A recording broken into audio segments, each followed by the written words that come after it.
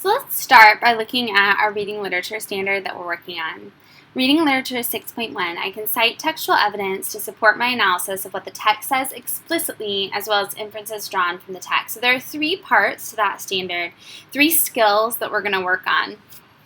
The first that we're going to work on today is that I can identify what the text says explicitly. So we're going to learn what the word explicitly means today.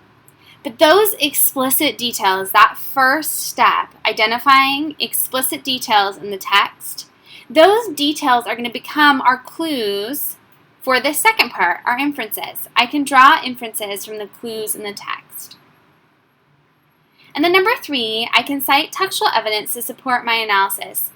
What I mean there is that we're able to find the evidence in the text that is going to support our inferences as well as the conclusions we're drawing based on our explicit details. So let's look at what these words mean. The first word is explicit. Explicit is a detail that is clearly stated in the text.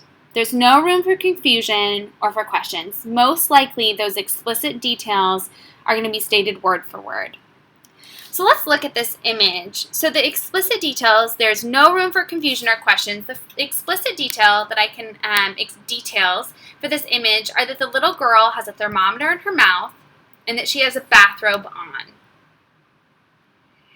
I am not going to jump to the conclusion yet that she's sick, right? Because that's not explicit. It's not clearly stated in the image. But it is clearly stated that she has a thermometer in her mouth and she has a bathrobe on.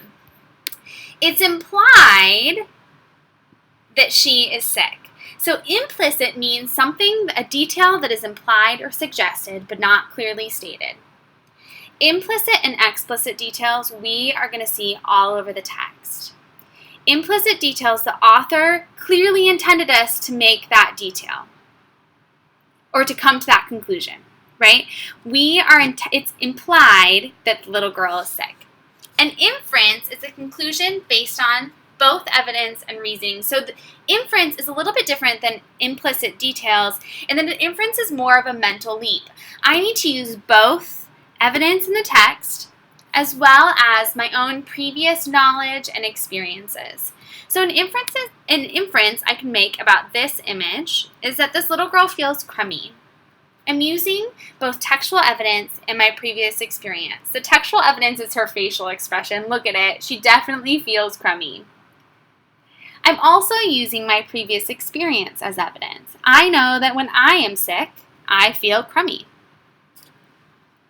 So let's look at this within a text. We're going to use the first story in Seed Folks, Kim's story. So I want to read it once through, and then we're going to read it a second time, and we'll begin to notice those explicit and those implicit details. We're going to hold off on inferences for now. We'll work on that skill a little bit later. Here's Kim's story. I stood before our family altar. It was dawn. No one else in the apartment was awake. I stared at my father's photograph, his thin face, stern, lips latched tight, his eyes peering permanently to the right. I was 9 years old and still hoped that perhaps his eyes might move, might notice me. The candle and incense sticks lit the day before to mark his death anniversary had burned out. The rice and meat offered him were gone. But after the evening feast past midnight, I'd been wakened by my mother's crying. My oldest sister had joined in. My own tears had then come as well, but for a different reason. So let's read it a second time, and we'll begin to notice those explicit and those implicit details. When I am noticing an explicit detail, I'm going to mark an E. And if I'm noticing an implicit detail, I'm going to mark an I. Got it? Okay. I stood before my family altar. It was dawn. No one else in the apartment was awake. I stared at my father's photograph, his thin face stern, lips latched tight, his eyes peering permanently to the right. So the first detail that I noticed that is explicit is that Kim is standing in front of her family altar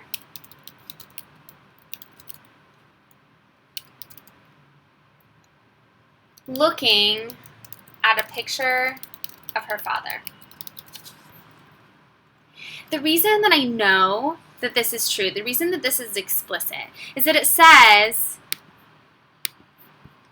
I stood before my family altar and I stared at my father's photograph. It's stated in the text. One of the things that is implied here, though, is that Kim is reflecting on her father's death.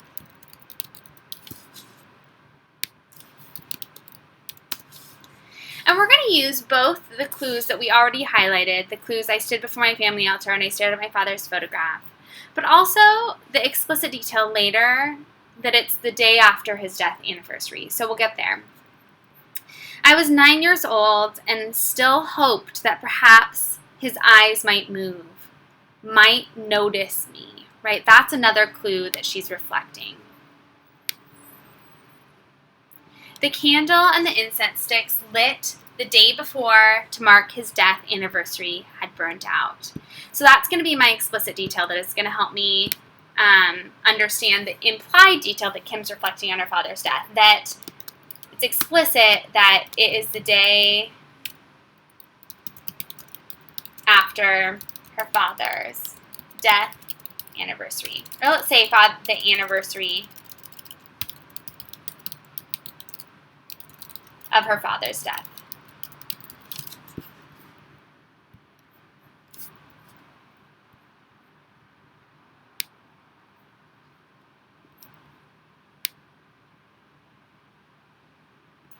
So the candles being lit the day before to mark his death anniversary is that explicit details. The rice and meat offered him were gone. After the evening feast past midnight, I'd been wakened by my mother's crying. My oldest sister had joined in. My tears had then come as well, but for a different reason. So here's my explicit detail. We're going to notice an explicit detail and an implicit detail here. Okay, so it's explicitly stated that Kim cried for a different reason than her mother and sisters.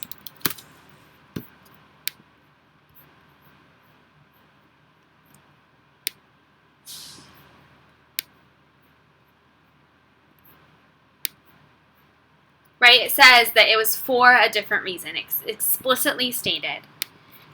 What's implicit, I think that it's implied that Kim had a different relationship with her father than her mother and sisters. We don't know what that is yet. We could make an inference or a prediction about how that relationship is different, but it is implied that it is different. So here's my question. It seems like we noticed a lot of explicit and implicit details here. Do I need to notice everything the author states explicitly or implies? Because that seems like a lot of details. So the answer is no. We're only going to notice those details that we think are going to help us better understand the story. So if the detail seems like it's going to help us better understand maybe the conflict, it's going to help us understand the message, it's going to help us understand the characters better, it's going to help us make those inferences later, then that's a detail I'm going to want to notice. We're going to call those key details. They're the important ones, the key details. So our goal is to get to the point when we are making inferences, and the clues, these key details that we begin to notice today are going to help us make those inferences. So let's continue our work. We're going to notice those key details here. So we're going to continue looking at our explicit details that are clearly stated in the text, and our implicit details, those that are implied and suggested. We're going to only notice the important ones. I turned from the altar, tiptoed to the kitchen, and quietly drew a spoon from the door. I filled my lunch thermos with water and reached into our jar of dried lima beans. Then I walked outside to the street. The sidewalk was completely empty. It was Sunday, early in April. An icy wind teetered trash cans and turned my cheeks to marble. Okay, so I have an implied detail here. It's implied that it is really cold outside.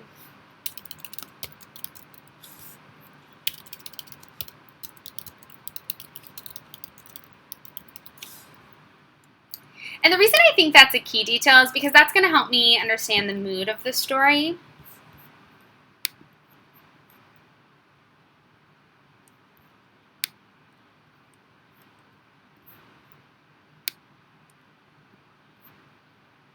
In Vietnam, we had no weather like that. Here in Cleveland, people call it spring. I walked half a block and then crossed the street and reached a vacant lot.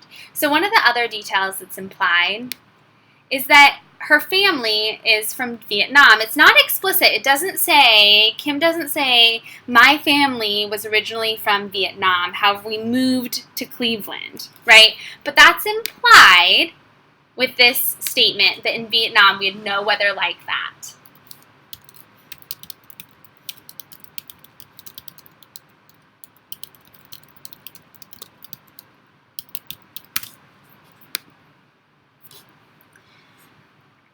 I stood tall.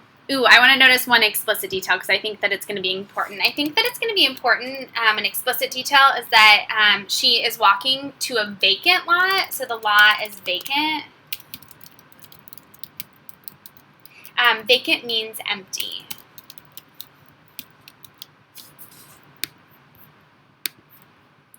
Let's put those in a line so they're a little bit more organized. I stood tall and scouted. No one was sleeping on the old couch in the middle. I'd never entered the lot before or wanted to. I did so now, picking my way through the tires and trash bags. I nearly stepped on 2 rats, gnawing, and froze. Then I told myself that I must show bravery. I continued farther and chose a spot far from the sidewalk and hid it from the view by a rusty refrigerator. I had to keep my project safe. So one of the details that's implied, and I'm going to be careful here not to make an inference because it's implied that the lot is dirty. I can infer that this is a run-down lot, probably in an urban area of Cleveland, based on some of the clues, like the fact that she's in Cleveland earlier, that we have a couch, we have tires, trash bags, rats gnawing, right? I have some background knowledge, some background experience that's going to help me guess that this is an urban area. However, remember, we're not working on inferences now. So all that's implied is the lot is pretty dirty, right? The lot has a lot of garbage in it.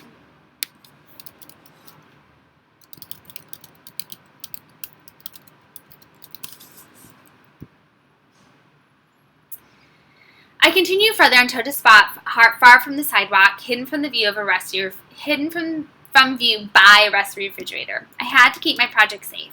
I took out my spoon and began to dig. The snow had melted, but the ground was hard. After much work, I finished one hole, then a second, then a third. I thought about how my mother and sisters remembered my father, how they knew his face from every angle and held in their fingers the feel of his hands. I had no such memories to cry over. I had been born 8 months after he died. So that's a pretty important, maybe one of the most important explicit details that the author gives us, is that Kim was born after her father's death.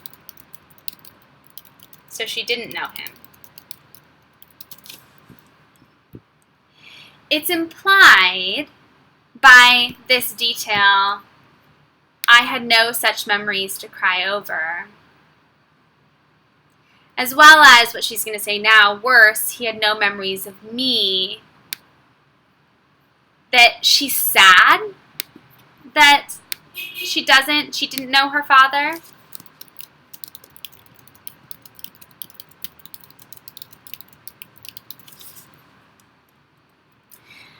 Worse, he had no memories of me. When his spirit hovered over our altar, didn't even know who I was. Maybe it's even implied that she wants to know her father. She wants to have some connection. I dug 6 holes all my life in Vietnam. My father had been a farmer. Here our apartment house had no yard, but in that vacant lot, he would see me. He would watch my beans break ground and spread and would notice with pleasure their pods growing plump. He would see my patience and my hard work. I would show him that I could raise plants as he had. I would show him that I was his daughter. Okay, so we have some explicit details that are going to be really important here. The first is that her father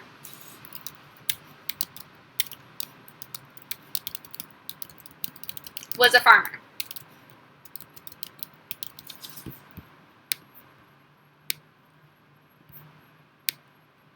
Okay, so it's also explicitly stated, we could have guessed this earlier, but it's explicitly stated here that Kim is planting.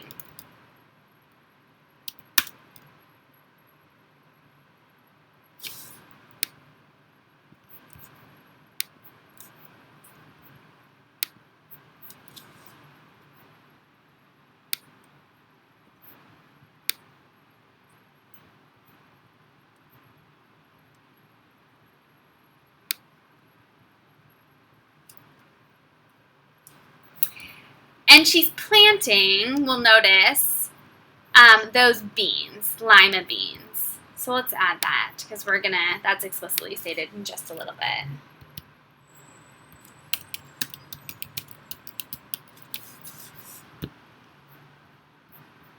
My class had sprouted lima beans in paper cups the year before. I now placed a bean in each of the holes.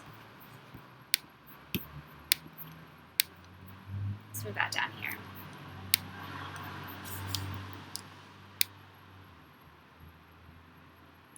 I covered them up, pressing the soil down firmly with my fingertips. I opened my thermos and watered them. And I vowed to myself that those beans would thrive. Okay, so I want to come back to one of the implicit details that is stated up here, or that we have clues of up here.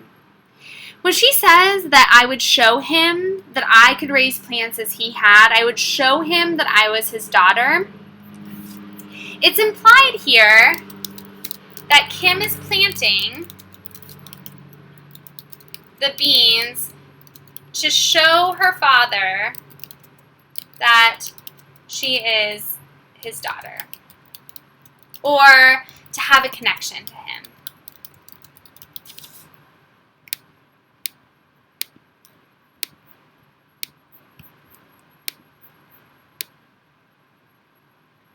Okay, so you can see that we've noticed a lot of really key details. These details are going to help us make some really important inferences about Kim and how she is feeling about her father's death and how and why she is planting those lima beans.